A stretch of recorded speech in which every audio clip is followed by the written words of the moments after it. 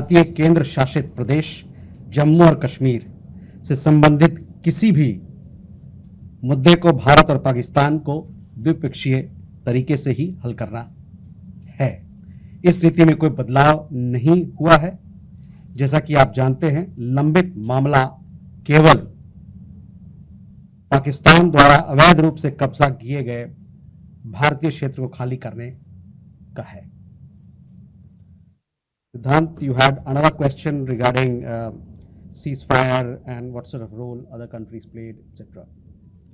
See, the specific date, time and wording of the understanding was worked out between the DGMOs of the two countries at their phone call on 10th May 2025, commencing at 15:35 hours. The Foreign Secretary had made a statement in this regard, as you would be aware. The request for this call was received by MEA from the Pakistani High Commission at 12:37 hours. The Pakistani side had initial difficulties connecting the hotline connecting to the Indian side due to technical difficulties. The timing was then decided based on the availability of the Indian DGMO at 15:35 hours. You will of course appreciate that early on 10th morning, we had mounted an extremely effective attack on key Pakistani Air Force bases. That was the reason they were now willing to stop firing and military action. Let me be clear, it was the force of Indian arms that compelled Pakistan to stop its firing. As regards conversations with other nations, the message from India was clear and consistent, and exactly the same message that we were conveying from public platforms was the one conveyed in private conversations. It was that India was responding to the 22nd April terrorist attack by targeting the terrorist infrastructure.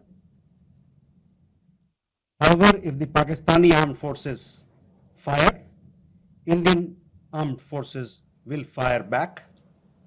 If Pakistan stops, India will also stop. This was also the message that was conveyed to the Pakistani side at the time of the commencement of Operation Sindoor, which was not heeded to by the Pakistani side at that time.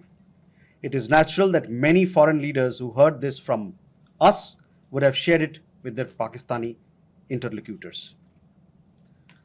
Jessica, you had a question on IWT. The other day you saw that after the CCS decision, this Indus Water Treaty has been put in abeyance. I would also like to take you back a little. The IWT, the Indus Water Treaty, was concluded in the spirit of goodwill and friendship as specified in the preamble of the treaty. However, Pakistan has held these principles in abeyance by its promotion of cross-border terrorism for several decades now.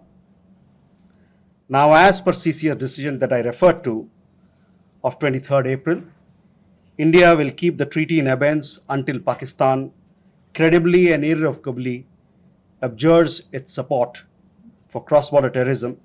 Please also note that climate change, demographic shifts and technological changes have created new realities on ground as well.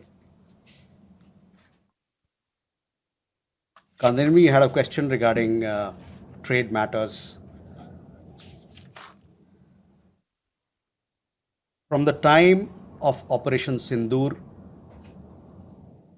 commenced on 7th May till the understanding on cessation of firing and military action on 10th May, there were conversations between Indian and US leaders on the evolving military situation. The issue of trade did not come up in any of these discussions.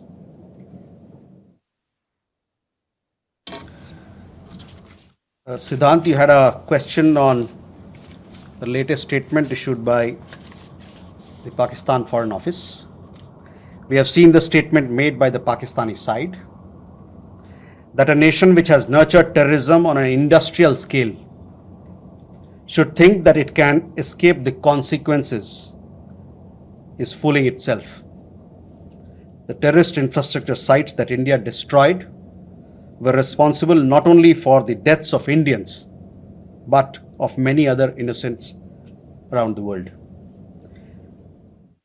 There is now a new normal. The sooner Pakistan gets it, the better it is.